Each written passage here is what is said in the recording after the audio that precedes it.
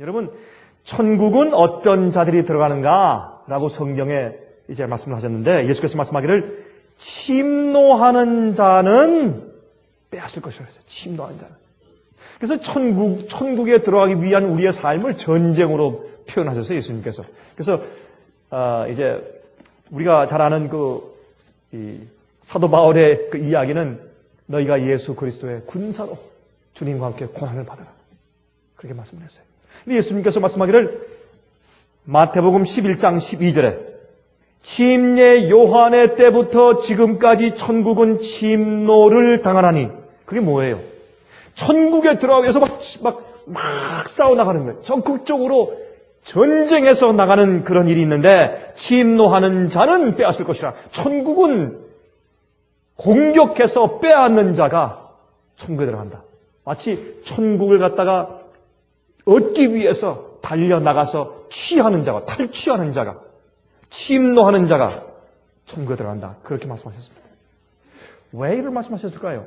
성경은 하나님께서 우리에게 주시는 그 진리를 컴팩트한, 줄이고 또 줄인 말씀이기 때문에 그 말씀을 이걸 펴야 합니다. 피고 전부 이 말씀 속에 있는 하나님께서 우리에게 커뮤니케이션 하시고자 원하시는 뜻을 우리가 찾아내야 합니다.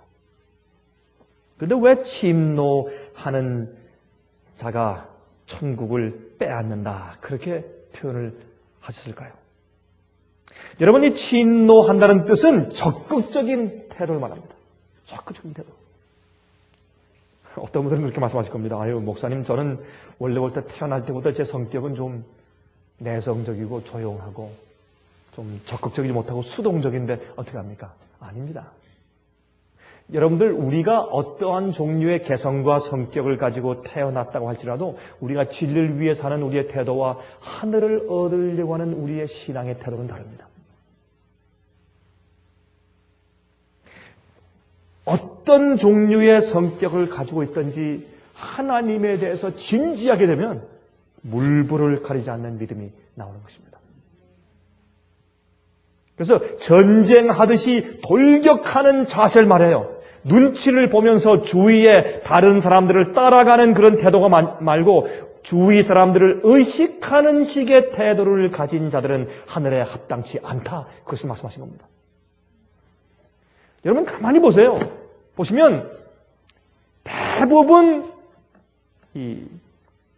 대다수의 사람들이 흘러가는 대로 안이하게 신앙생활을 하려고 하는 사람들이 대부분이지, 자기 마음 가운데 가진 진리의 확신을 가지고 누가 뭐라고 말하든지 주위 사람 보지 아니하고 하나님만 바라보고 나아가는 자들은 사실은 참 적은 것입니다. 그래서 예수께서 말씀하기를 너희는 좁은 문으로 들어가라. 많은 사람들이 좁은 문으로 들어가려고 애쓸 것이지만 들어가지 못할 것이라 그랬어요. 그게 무슨 말입니까? 이것은 하늘을 얻는 자들의 태도는 적극적이어야 합니다. 여러분, 펭귄들을 보시면 이 펭귄들은 이 그룹 띵킹이라고 그러죠. 펭귄들이 그룹 띵킹의 이제 대표인데, 그건 뭐냐면 이 대중심입니다. 펭귄들은 아주 소극적인 그 동물들이에요. 그래서 이제 이 빙산 위 아니면 절벽 위에 수백 마리가 기다리고 있습니다. 다 기다리고 있어요. 근데 한 마리가, 대담한 한 마리가 물속에 딱 뛰어들면 그냥 쭉 따라 뛰어듭니다. 그게 대중심리입니다. 대부분의 그리스도인들은 대중심리로 신앙생활을 하고 있습니다. 다시 말해서 이게 성경적으로 진리인가 보다 남들이 어떻게 하는가가 더 중요한 것입니다. 그래서 혼자 서는 일을 하기를 아주 무서워하는 것입니다. 앞으로 마지막 시대에 혼자 서는 믿음이 없는 자들은, 천국을 침노하는 그런 태도와 그런 신앙이 없는 자들은 실패할 것입니다. 여러분, 하나님의 교회의 부흥의 역사에 있어서 그 시대마다 선구자들이 있었죠.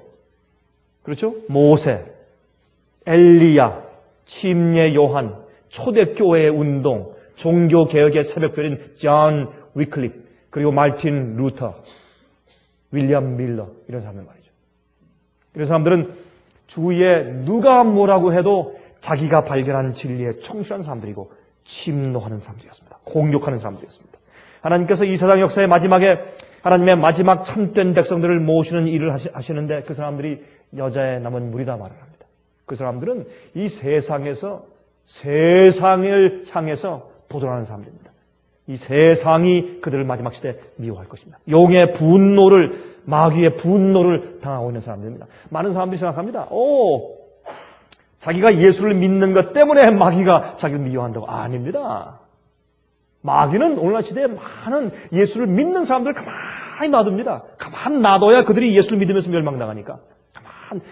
괜히 괴롭히고 핍박하고 어려움을 주면 그 사람들 깨어서 말이죠. 그 고난 가운데서 그들이 구원받기 때문에 가만히 놔둬요.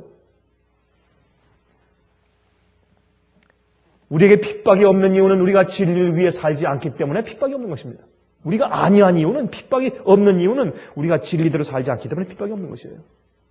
그래서 사실은 중세기에 핍박을 당한 후손들이, 광야교회의 후손들을 요한계시록 12장은 여자의 남은 무리라고 설명하고 마귀가 용이 분노하여 그들을 미워한다고 성경은 말하지 않습니까?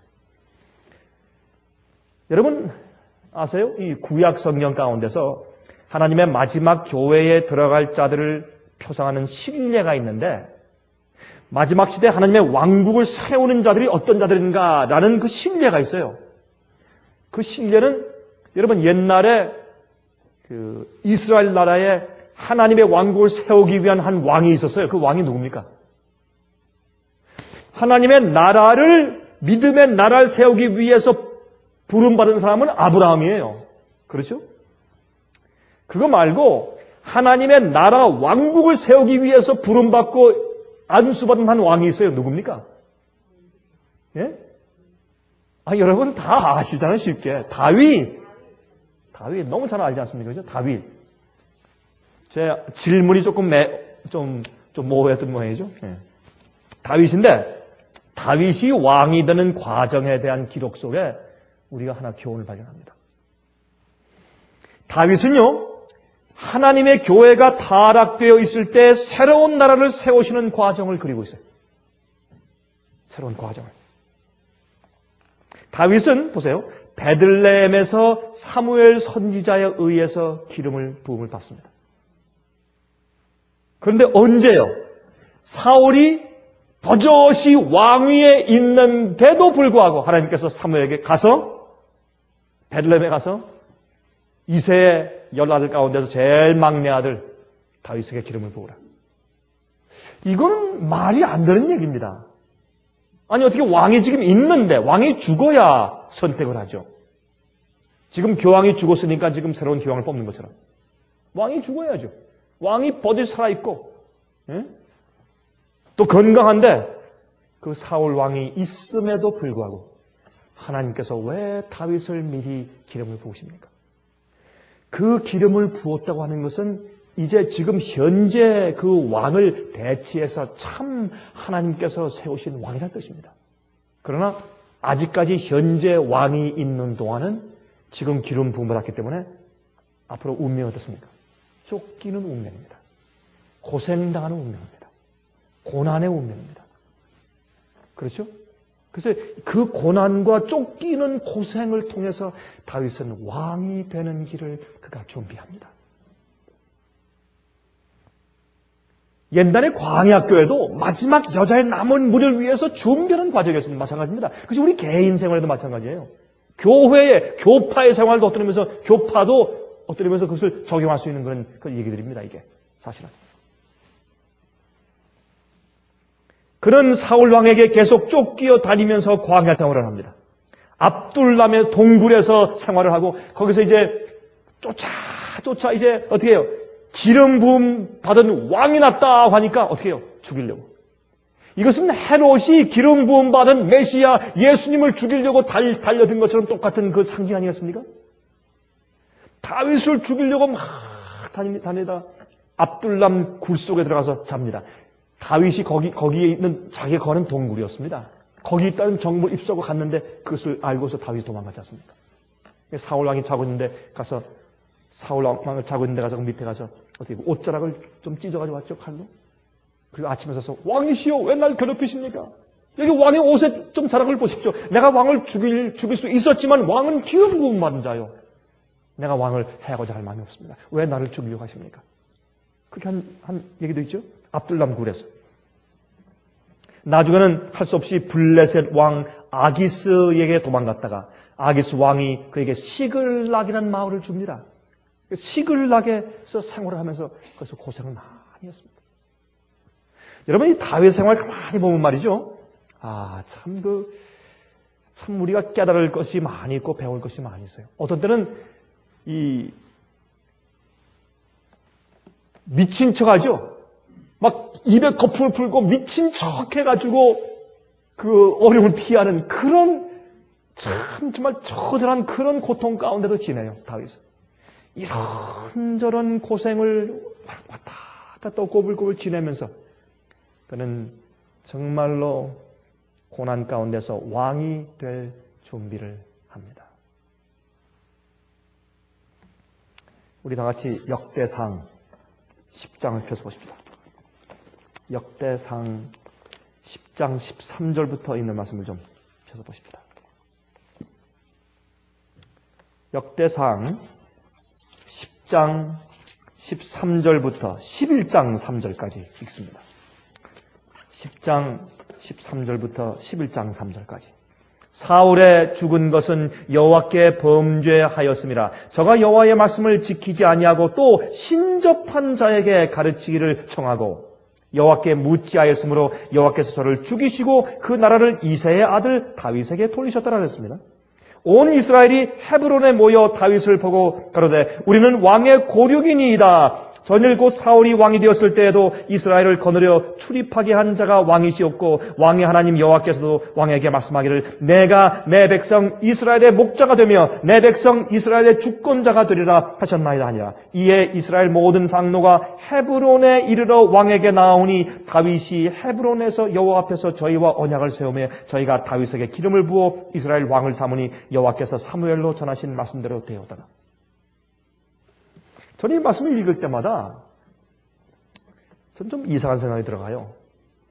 아니 왜 사울 왕이 죽으니까 이제 왔나? 여러분 그런 생각이 안 들어갑니까? 이 말씀을 읽으면?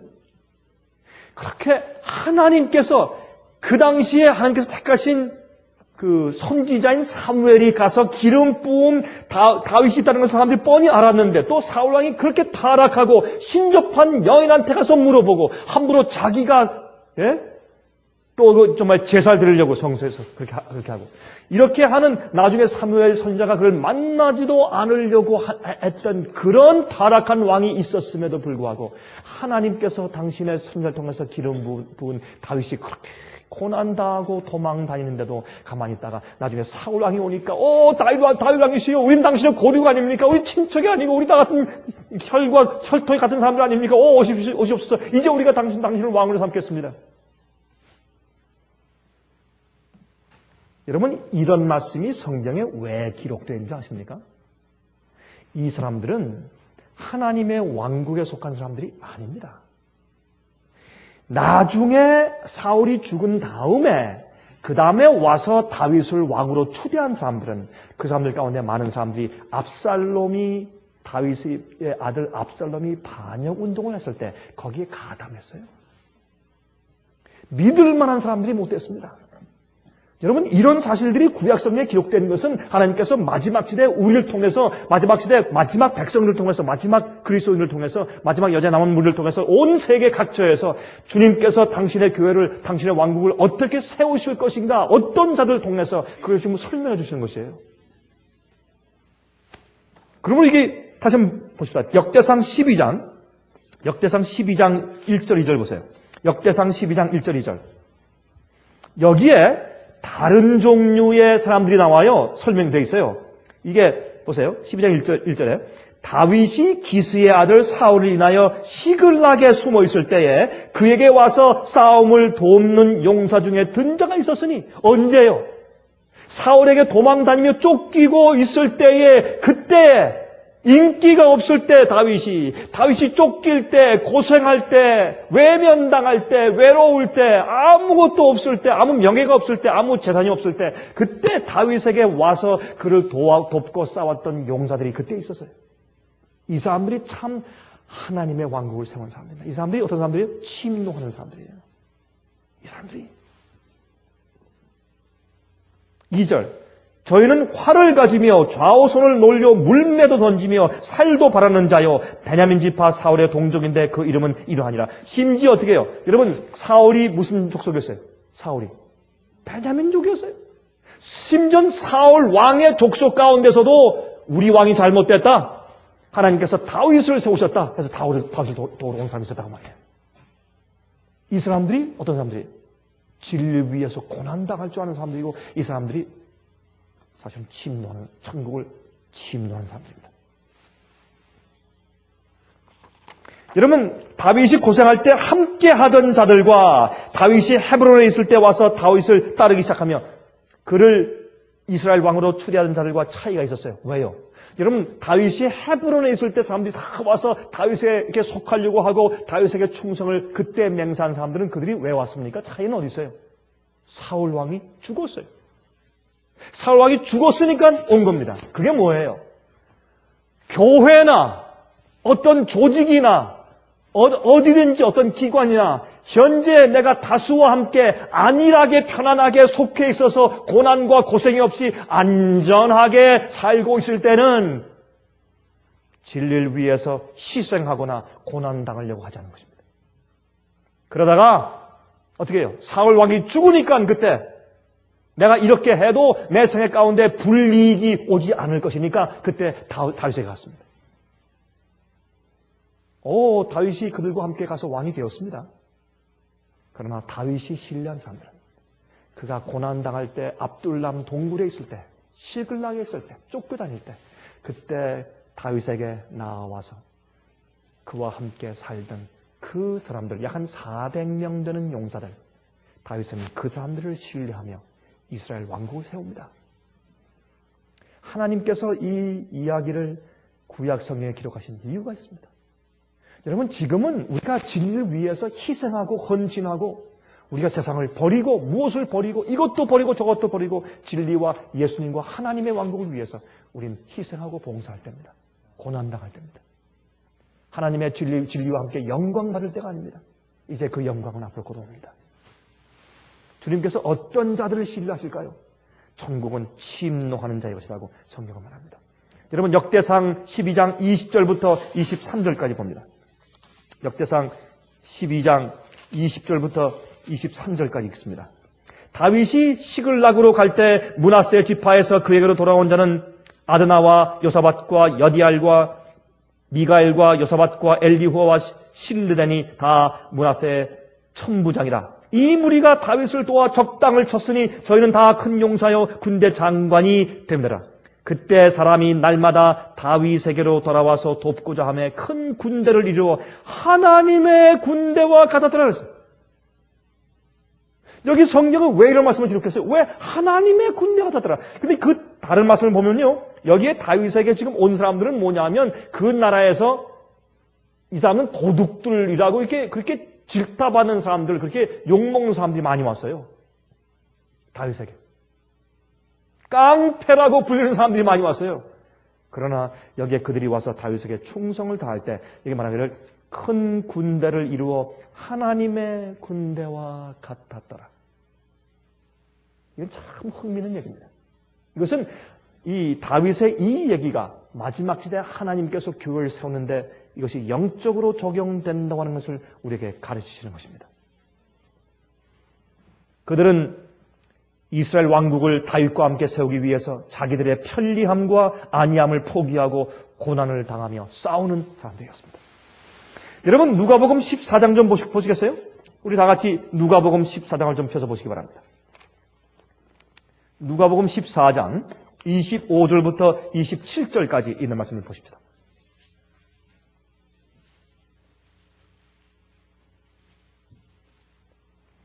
허다한 무리가 함께 갈새. 이 허다한 무리는 숫자가 많단 말입니까? 적단 말입니까? 많단 말이죠. 많은 무리가, 큰 무리가 예수님과 함께 갈 때 예수님께서 이제 걸어가시는데 뒤에 그냥 먼지가 폴게 나는 겁니다. 왜? 너무 많은 사람들이 예수님 따라오니까.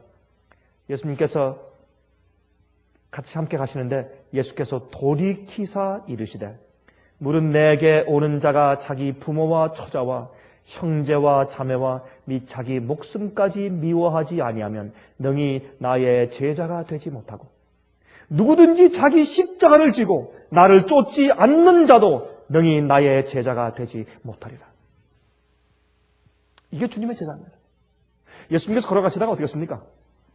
섰어요. 그리고 돌이키시고. 여러분들 왜 날 따라오시죠? 너희들이 왜 날 따라오느냐? 이유가, 목적이 뭐냐? 그렇게 하셨어요.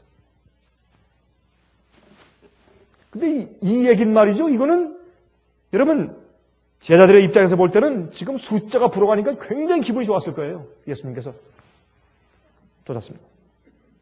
너희가 나를 따라오려거든 계산을 먼저 해라. 망대를 세울 때 돈이 얼마 있고 재료가 있는데 이걸로 할 수 있을까 없을까 먼저 계산 안 하겠느냐? 전쟁을 할 때 적군이 몇 명이고 아군이 몇 명인지 계산했다가 만약에 적군이 10만 명인데 아군이 2만 명이면 미리 항복하고 백길 들지 않겠느냐? 너희가 나를 따라오려거든 먼저 계산부터 해라. 이것이 제자됨의 대가 아닙니까? 예수님께서는 말씀하실 때 아주 분명했어요. 아주 분명했습니다. 어영부영하는 자들은 주님의 나라에 들어가지 못하는 것입니다. 전쟁터에 나가는 군사는 자기의 편리한 생활을 포기하는 것입니다. 침노하는 자들이에요. 다수의 흐름을 따르지 않는 자들이에요. 진리를 위하여서 사회의 평판을 포기하는 자들이에요.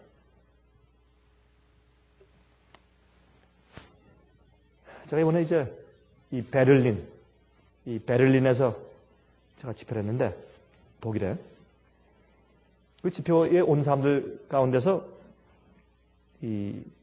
여러분 그 독일 계통의 사람들이었지만은 러시아에 살던 독일인들 가운데서 이 동독 서독이 합쳐진 다음에 그때 정부에서 허락해 주어서 러시아에 살던 독일 사람들이 다시 독일로 많이 돌아온 그런 일이 있었습니다. 그때 돌아온 사람이에요.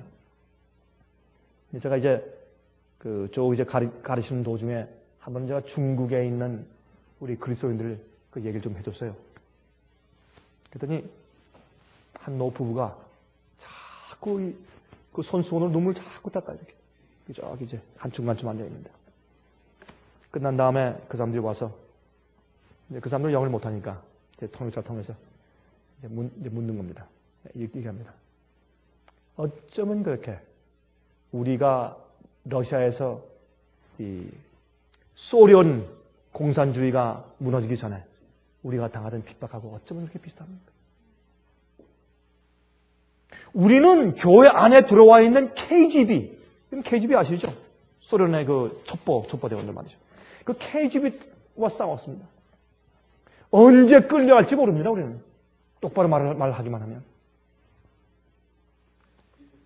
참 그 고생 많이 했다는 얘기를 쭉 하면서 이제 그리고 교회의 목사들 가운데 많은 사람들이 KGB였다.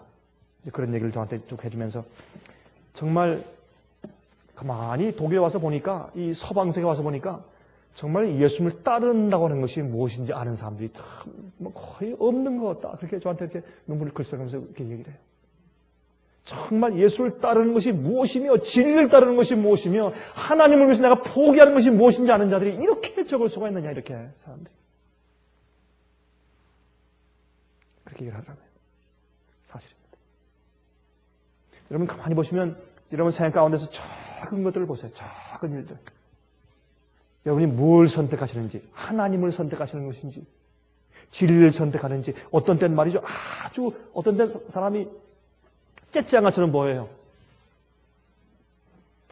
어떤 때는 진리에 따라 살면 하나님을 너무 엄하게 엄한 분으로 생각하는 것처럼 보이고 그러나 진리는 하나님께서 성경에 말씀하신 대로 순종하는 것이 진리를 따르는 것입니다. 그거 하기 위해서는 내가 원하는 정욕을 포기해야 돼요. 내 의지와 내 뜻을 굽혀야 합니다. 나를 쳐서 복종시켜야 돼요. 예수님을 받아들인다. 내 예수님을 내 구세주로 내 주님으로 받아들인다. 그게 무슨 뜻이에요? 내 원하는 것을 꺾어버리고 주님의 뜻을 내게 받는단 말입니다. 예수님의 분성을 받는단 말입니다. 아주 간단한 얘기예요. 예수님의 십자가의 보혈의 피를 받고 예수님의 사랑을 받습니다. 그건 누가 몰라요? 예수님을 내가 받아들인다. 예수님을 내 마음 가운데 모신다. 그게 뭐예요? 주님이 나의 주인이에요. 그러면 나의 원하는 것을 꺾어서 내가 희생하고 죽고, 그 다음에 하나님의 원하는 뜻과 주님의 품성과 주께서 사신 생애를 내가 받아들인다 그 말입니다. 그것은 나의 편리를 내가 포기하는 것이고 나의 평판을 포기하는 것이고 어떤 때는 핍박을 내가 자처하는 것입니다. 그것이 천국을 침노하는 자들입니다. 아마 우리가 이제 주님께서 오실 때 천국에 들어가려고 정말 성도 호명하실 때 그때 우리는 깜짝 놀랄 것입니다. 많은 사람들이 주님 날 모르십니까? 내가 너를 도무지 알지 못한다. 불법을 행하는 자들아, 내게서 떠나가라. 그렇게 하실 겁니다. 그러므로 사실은 우리가 천국에 대해서 얼마나 많은 사람들이 오해하고 있는지 몰라요. 여기 예수께서 분명히 말씀하기를 천국은 침노하는 자가 들어간다고 했습니다.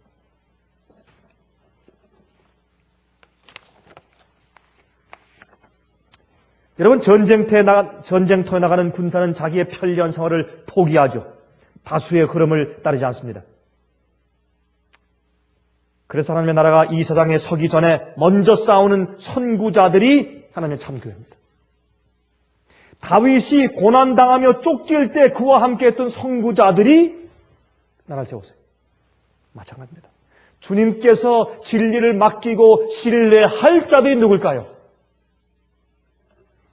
지금 현재 먼저 진리와 함께 뛰는 자들이에요. 그 진리를 위해서 자기 자신과 자기 생활 가운데 많은 불이익을 당하는 것을 자초하는 사람들입니다. 그 사람들이 천국을 빼앗기 위해서 침노하는 사람들이에요. 그런 자들을 주님께서 신뢰하실 것입니다. 여러분도, 우리 인간도 그렇지 않습니까? 사람들도. 여러분 어떤 사람을 신뢰하겠어요? 하나님께서는 오죽하시겠습니까?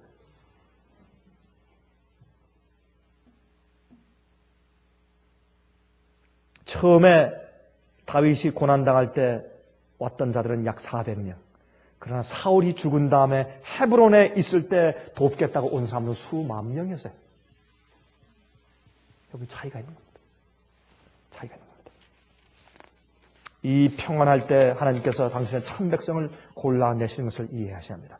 이번에 제가 집회할 때 거기 독일에 있는 한 의과대학 졸업반 한 여학생이 이제 집회 끝난 다음에 저한테 와서 이제 자문을 요청하면서 얘기를 하는데 이렇게 얘기를 했습니다. 목사님, 영어를 아주 곧잘 했어요. 그래서 이제 통역자가 필요 없이 얘기를 참 잘했는데, 목사님, 저는 의사로서 편하게 살려고 하는 유혹을 버리기 위해서, 습관화하기 위해서 나는 매 주말마다 바쁜 일정에도 불쌍한 사람들과 돈 없는 환자들과 독거 노인들을 찾아다니면서 나는 봉사합니다. 목사님, 그 이유는 내가 훌륭해서가 아닙니다. 내가 아름다워서가 아닙니다. 내 마음속에 있는 주님을 위해서 희생하고 싶지 않은 내 자아를 쳐서 복종시키기 위해서 그렇게 합니다. 나는 남들보다 내가 그렇게 더 큰 유혹이 있기 때문에 난 그렇게 합니다. 내가 그 얘기를 들을 때 깊은 감동을 받았어요. 제 마음 가운데. 야, 참 훌륭하다. 여러분 얼마나 훌륭해요. 예? 그리고 이런 말을 해요. 목사님, 학교에서 배우는 모든 강의들과 기술들은 전혀 사실은 하나님의 방법이 아닌 것을 내가 느끼게 되었습니다. 난 그래서 정말 하나님의 방법인 예방치료학과 천연치료 의사가 되려고 지금 결심했습니다. 어디 가서 배우는 것이 제일 좋겠습니까?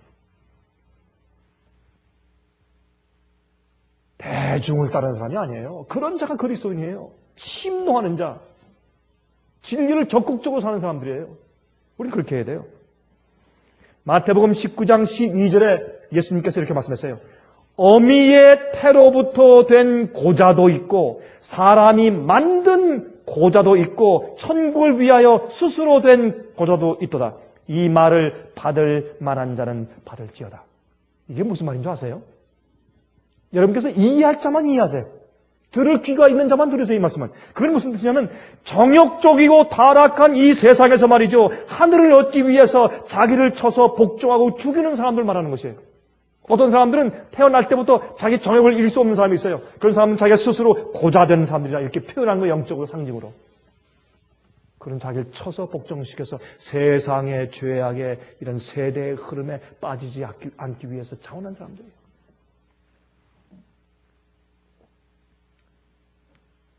하나님의 나라를 침노하는 자들은 이렇게 적극적인 사람들이어야 합니다. 히브리 13장에 있는 말씀을 좀 한 두 절 더 보십시다. 히브리 13장 다 펴세요. 히브리 13장을 보시면 이런 말씀이 기록되어 있습니다. 히브리 13장입니다. 히브리 13장 12절부터 15절까지 읽어보십시다. 참 감동적인 말씀이 기록되어 있어요. 그러므로 예수도 자기 피로써 백성을 거룩해 하려고 성문 밖에서 고난을 받으셨느니라. 그런즉 우리는 그 무엇을 지고? 능욕을 지고 영문 밖으로 그에게 나아가자. 왜요? 우리가 여기는 영구한 도성이 없고 오직 장차 올 것을 찾나니 그랬어요. 우리는 이 세상에서 우리를 위해 살지 말자 이거예요. 이 세상에서 안이하게 살지 말자 이거예요.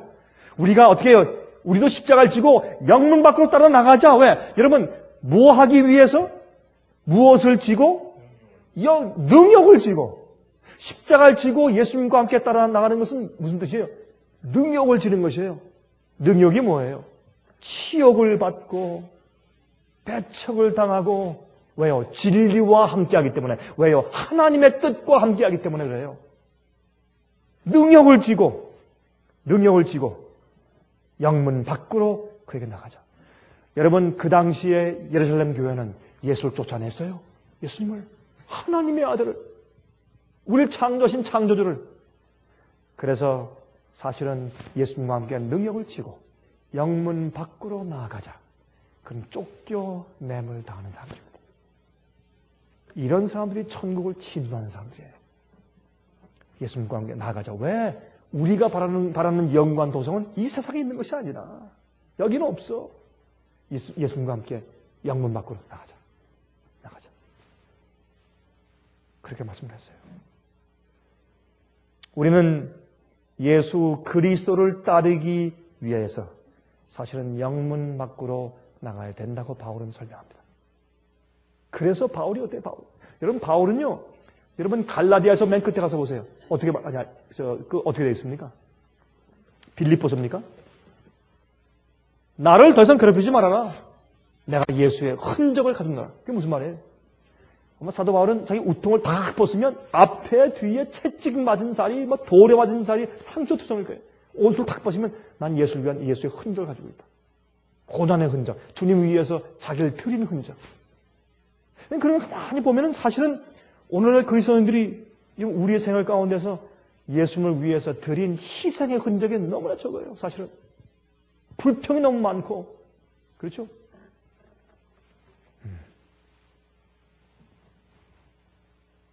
예수님과 함께 고난당하기 위해서 나가고 진리와 함께 고난받기 위해서 영문 밖으로 나가는 사람들.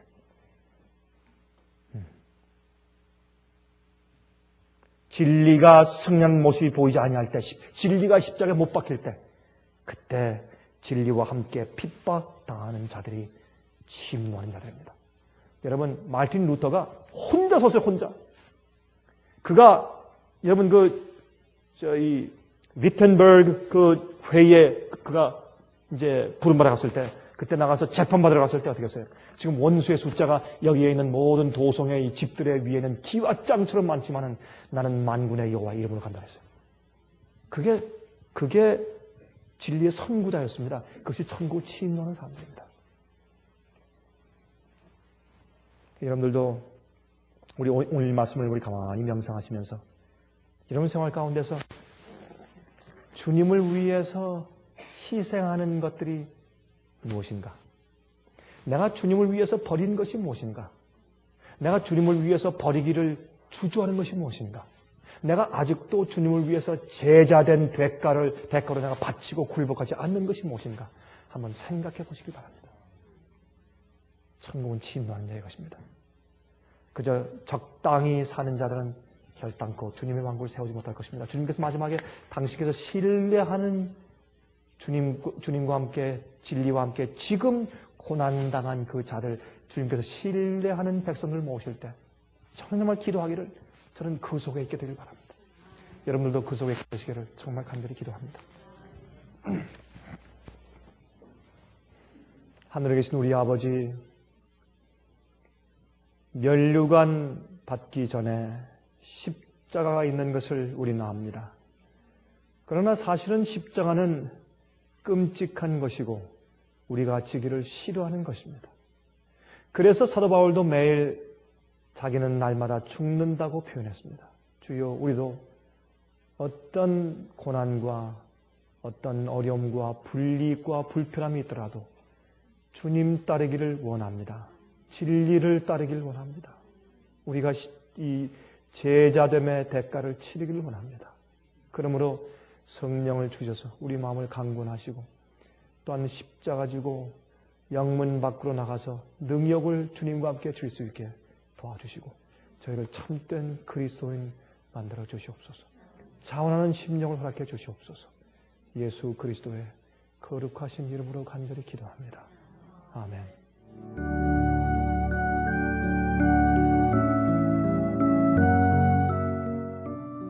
예수님의 재림이 가까워오고 있습니다. 지금은 영원한 하늘을 위해 준비해야 될 때입니다. 머지않아 우리의 재물은 아무 쓸모없는 것이 되고 말 것입니다. 하나님께 은혜를 받으셨다면 받으신 축복을 생애빛 복음 사업을 위해서 나누지 않으시렵니까? 헌신하시는 성도님들의 손길에 하나님께서 후히 갚아주실 것입니다. 후원해 주시는 모든 성도님들께 감사드립니다.